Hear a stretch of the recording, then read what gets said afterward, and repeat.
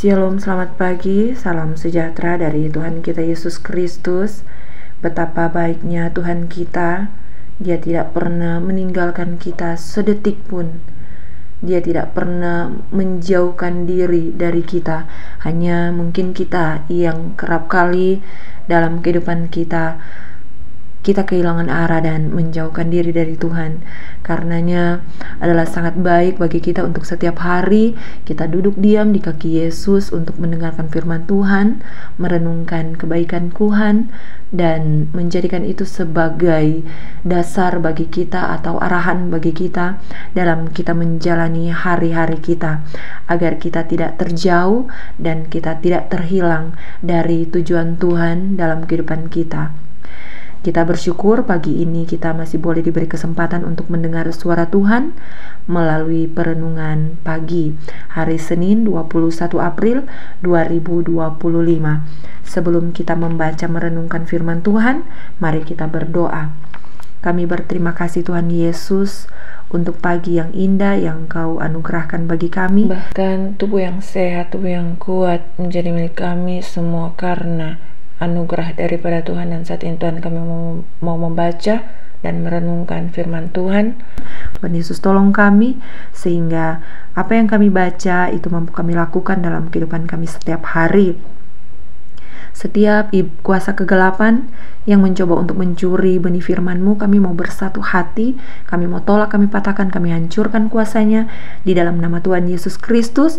Biarlah Tuhan berbicara kepada kami, benih firman tertabur, tertanam, bertumbuh, berakar di dalam hati kami, bahkan berbuah di dalam kehidupan kami, dan semuanya itu untuk hormat serta kemuliaan nama Tuhan. Ampuni dosa-dosa kami dan sembunyikan hamba di balik salib-Mu. Segala kemuliaan hanya bagi Tuhan Yesus Kristus. Di dalam nama Yesus kami sudah berdoa. Haleluya, amin.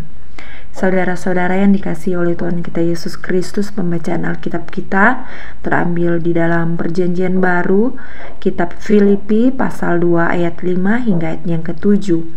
Kitab Filipi pasal 2 ayat 5 hingga ayat yang ke-7, firman Tuhan, hendaklah kamu dalam hidupmu bersama menaruh pikiran dan perasaan yang terdapat juga dalam Kristus Yesus, yang walaupun dalam rupa Allah tidak menganggap kesetaraan dengan Allah itu sebagai milik yang harus dipertahankan, melainkan telah mengosongkan dirinya sendiri dan mengambil rupa seorang hamba dan menjadi sama dengan manusia. Saudaraku, perenungan kita diberi judul Awas Ada Ranjau. Setiap hari kita sering mendengar tentang demonstrasi atau aksi mogok atau amukan massa. Bahkan kita akhir-akhir ini dengar perang yang terjadi di Israel, di antara Israel dan Palestina. Di media sosial banyak orang mengunggah perilaku buruk di tempat umum. Kadang mereka adalah korban perlakuan tidak adil dari orang-orang yang menuntut perlakuan istimewa. Kadang pula mereka sendiri merasa tidak mendapatkan perlakuan yang layak mereka terima.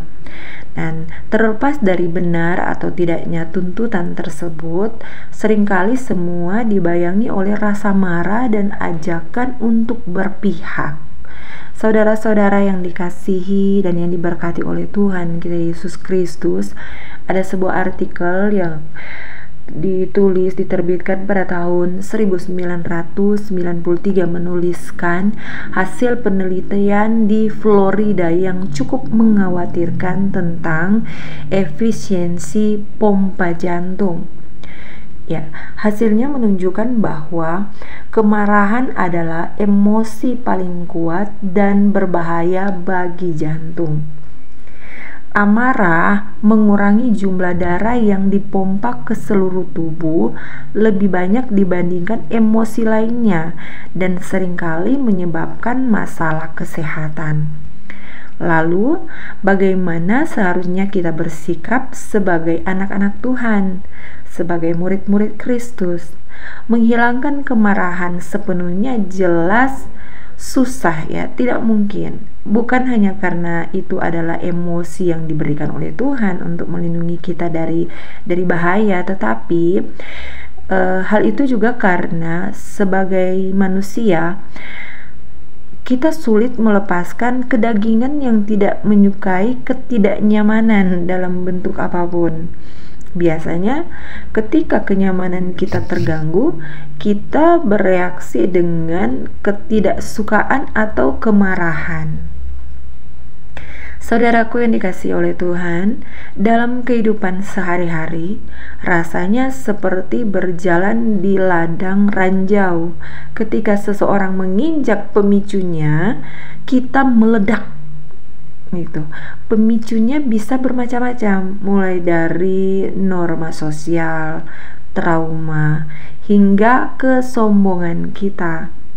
Saya pernah membaca sebuah artikel tentang seseorang berpangkat tinggi dan selalu diperlakukan sebagai VIP. Ya, orang-orang berlomba-lomba memenuhi kebutuhannya kapanpun ada kesempatan. Namun, begitu ia tidak lagi memegang jabatan tersebut, ia tetap berperilaku baik meskipun tidak lagi mendapat perlakuan istimewa. Ketika ditanya bagaimana ia bisa menyesuaikan diri dengan begitu baik, dia menjawab bahwa karena saya selalu sadar bahwa perlakuan itu untuk pangkat saya, bukan untuk saya sebagai pribadi. Saudara-saudaraku yang dikasihi oleh Tuhan kita Yesus Kristus, bagaimana jika kita membalik cara pandang ini? Bagaimana jika kita menggenakan jubah hamba seperti yang telah diajarkan dan ditunjukkan Yesus kepada kita? Tidak peduli kemana kita pergi, apa yang kita lakukan, atau bagaimana orang memperlakukan kita. Bisakah kita tetap mengingat bahwa kita adalah duta besarnya yang mewakilinya? Lepaskanlah tuntutan untuk diperlakukan dengan cara tertentu. Lebih jauh lagi, sadarlah bahwa sebagai hamba, kita bahkan tidak memiliki hak untuk mengharapkannya. Jika kita diperlakukan dengan baik, mari kita bersyukur. Jika tidak, ingatlah, gelar kita sebagai pelayan Tuhan. Dengan kesadaran itu, kita semakin menyerupai Yesus dalam setiap langkah hidup kita. Jangan sampai dosa pertama, dosa kesombongan, membawa lebih banyak perpecahan dan kehancuran di dalam tubuh Kristus. Amin. Mari kita berdoa. Kami bersyukur, kami berterima kasih untuk firman-Mu di pagi hari ini Tuhan. Engkau terus mengingatkan kami, Engkau terus mengajarkan kami bagaimana kami meneladani-Mu sebagai Tuhan dan Juru Selamat kami yang hidup.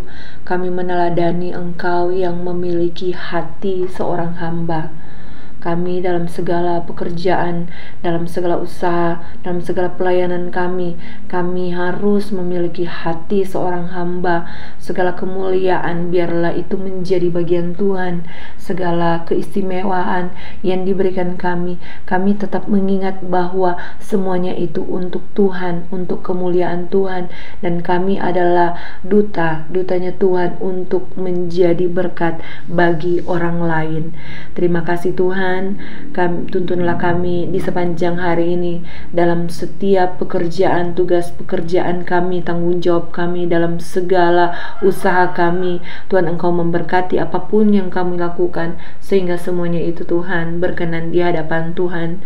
Kami juga berdoa lawatan tangan Tuhan bagi saudara-saudara kami yang sedang terbaring sakit. Jamahan-Mu Tuhan kiranya menjadi bagian mereka dipulihkan dan mereka disembuhkan oleh kuasa darah Yesus Kristus. Mereka yang sedang lemah iman, Engkau kuatkan. Mereka yang sedang berputus asa, berbeban berat, Engkau memberikan pengharapan. Mereka yang sedang bersusah hati, Engkau hiburkan mereka. Bahkan mereka yang terikat, terbelenggu oleh dosa, Engkau bebaskan, lepaskan mereka dan berikan kemenangan atas kehidupan mereka. Mereka yang sedang dalam masalah, dalam persoalan, pergumulan, Tuhan beri jalan keluar, dan biarlah mujizat-mujizat-Mu Tuhan nyata bagi mereka. mereka. Tuhan, kami serahkan semuanya ke dalam tangan pengasihan-Mu. Engkau yang bekerja, Engkau yang berkarya di dalamnya, dan biarlah semuanya itu untuk hormat serta kemuliaan nama Tuhan. Kami mau berdoa, kami bersyukur bersama dengan saudara-saudara kami yang pada hari ini bertambah usia Tuhan setahun. Kami percaya ini adalah anugerah yang terindah bagi mereka. Tuhan berkati segala cita-cita, segala harapan mereka, keinginan mereka Engkau berkati. Biarlah semua yang mereka harapkan, mereka inginkan, semuanya itu Tuhan untuk menyenangkan hati Tuhan. Biar mereka menjadi garam, menjadi terang di dunia, kemanapun mereka pergi dan kemanapun mereka berada. Tuhan Yesus, berdoa untuk pemerintah bangsa negara kami, dari pusat sampai ke daerah-daerah. Engkau berkati mereka, beri hikmat dan kebijaksanaan agar dalam mereka menjalankan tugas pekerjaan, tanggung jawab mereka boleh melakukannya dengan baik dan dengan benar, semuanya untuk kemuliaan Tuhan. Terima kasih Tuhan.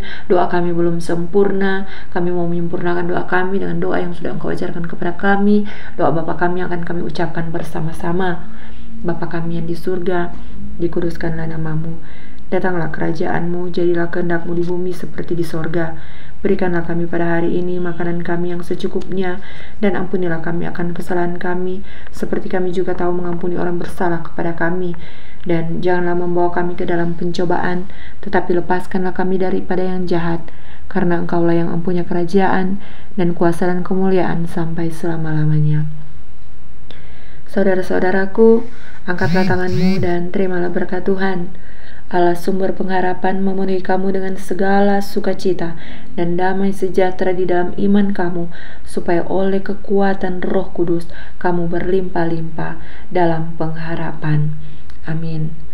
Demikian perenungan kita di pagi hari ini.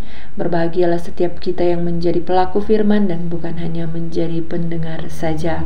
Sampai kita bertemu di besok hari pada jam yang sama, dan kami terus mengingatkan untuk mari kita menjadi berkat bagi saudara kerabat kita dengan cara membagikan video ini.